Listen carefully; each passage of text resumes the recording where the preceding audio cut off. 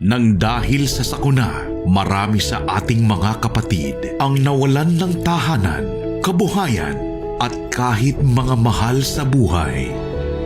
Ngunit pinadapa man ng trahedya, di nila kailangang tumayo ng mag-isa.